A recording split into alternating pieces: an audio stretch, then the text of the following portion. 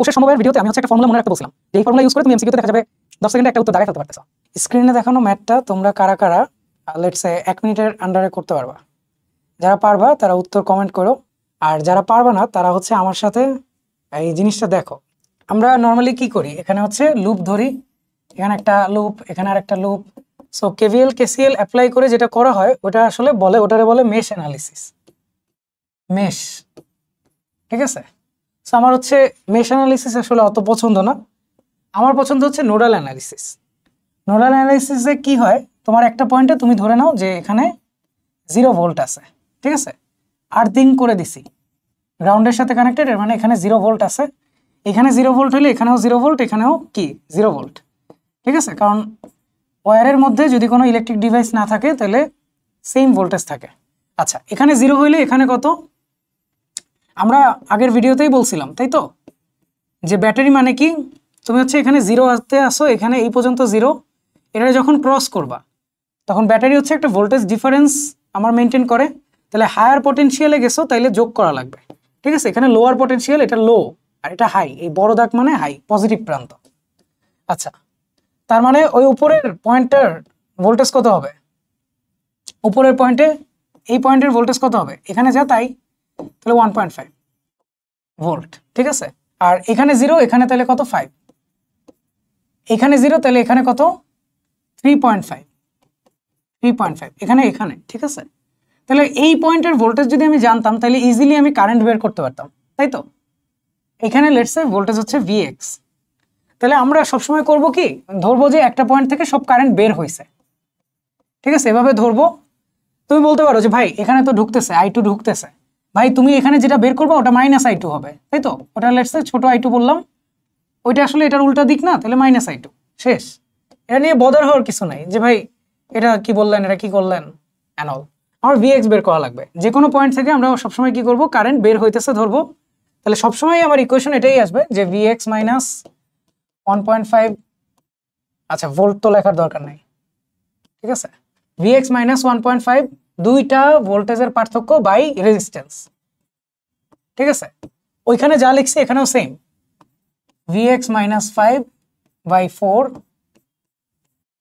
Vx minus, দেখো এই পয়েন্টের ভোল্টেজ কত 3.5, ঠিক আছে, 3.5 বাই হইতেছে কত 3 ইজ ইকুয়াল টু 0।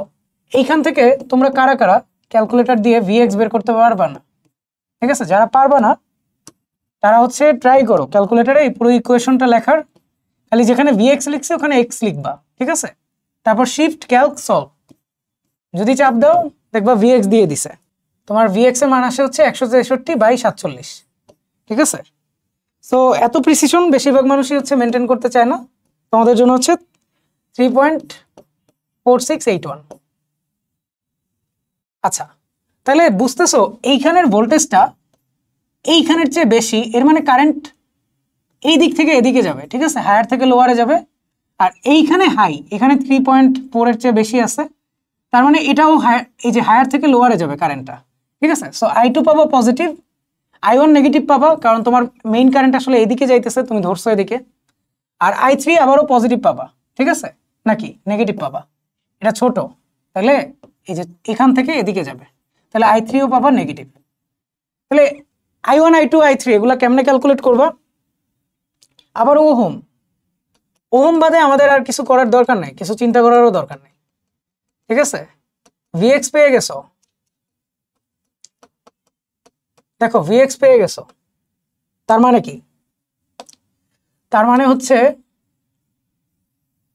এখন জাস্ট ওহম অ্যাপ্লাই কর, ঠিক আছে। এই যে I1 কারেন্ট গেছে এদিকে, তাহলে আমরা এটাকে ধরবো হায়ার, ঠিক আছে, I1 এর ভ্যালু নেগেটিভ আসুক, সমস্যা না, অর্থাৎ আমার ধরার অ্যাকচুয়াল কারেন্টের দিকের সাথে ভুল আর কি, ঠিক আছে। যেটা বের করতে বলবো ওটা বের করব। I1 কত আসবে হায়ার, যেহেতু দেখো কারেন্ট যাওয়ার কথা হায়ার থেকে লোয়ারে, ধরছি ওইভাবে, তাই I1 আসবে কত, এইটা মাইনাস এইটা, সো 1.5 মাইনাস 3.4681 বাই 5। I2 কত আসবে, I2 দেখো এখানে 5 ছিল বড়, তাহলে 5 মাইনাস ওইটা,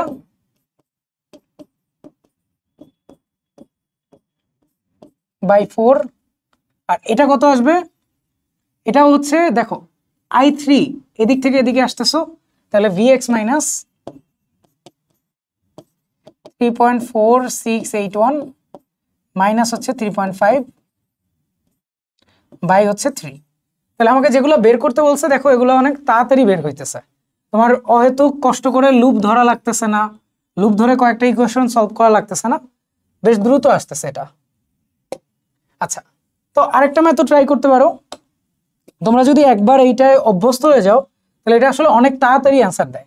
যেমন এখানে 0 ধরবা, ঠিক আছে, এখানে 0, এখানে 0, তাহলে এখানে 0, এখানে তাহলে 2, এখানে কত 6, এইখানেরটা জানি না তাই না, এখানেরটা জানি না, তাহলে কি ধরবো, vx ধরবো বা x ধরবো, ঠিক আছে।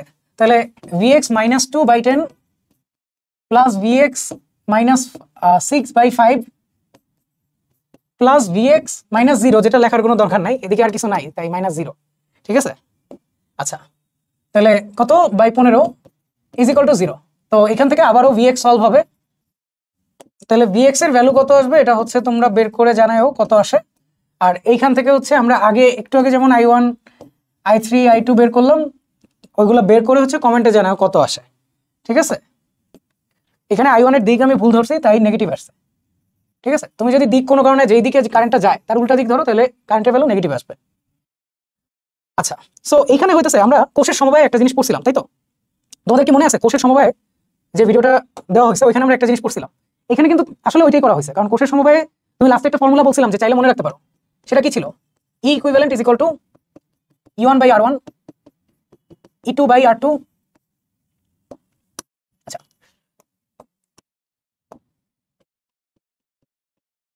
কোষের সমবায়ের ভিডিওতে আমি হচ্ছে একটা ফর্মুলা মনে রাখতে বলছিলাম, যে এই ফর্মুলা ইউজ করে তুমি এমসিকিউতে দেখা যাবে 10 সেকেন্ডে একটা উত্তর দাঁড়ায় ফেলতে পারতেছো। তাহলে দেখো E ইকুইভ্যালেন্ট কি পড়াইছিলাম, যতগুলো E থাকবে E1/R1 E2/R2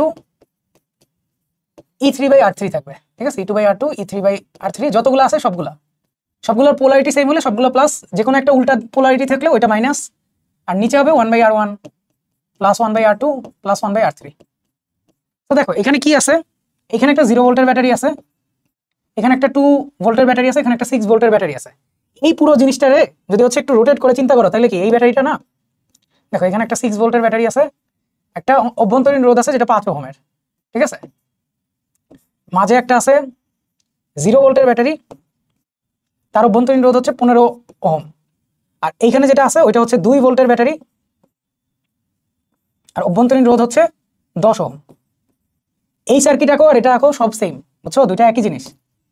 তাইলে আমাদের ফর্মুলা অনুযায়ী এই দুই প্রান্তের, ঠিক আছে, এই দুই প্রান্তের কাহিনী কি হবে, এই দুই প্রান্তের ই ইকুইভ্যালেন্টের ভ্যালু আসবে।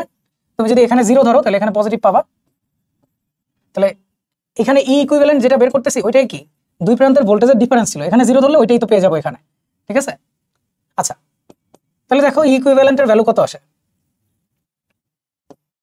6/5 0/15, আর হচ্ছে এখানে কত ছিল 2 ভোল্ট 2/10, নিচে কি 1/5 1/15 1/10। তাহলে ই ইকুইভ্যালেন্ট পাওয়ার পরে আমার কাজ কি হবে, এইখানে 0 জানি, তাহলে এখানে আসলে 6, এখানে আসলে 0ই থাকবে কারণ 0 ভোল্ট, এখানে 2, ঠিক আছে। তাহলে ই ইকুইভ্যালেন্ট থেকে কারেন্ট যাবে অথবা উল্টাটা হবে, এদিকে আসবে। সো ওই অনুযায়ী কারেন্ট বের করে এটার সাথে মিলায় তুমি উত্তরগুলা যাচাই করে দেখতে পারো যে কত আসে, ঠিক আছে।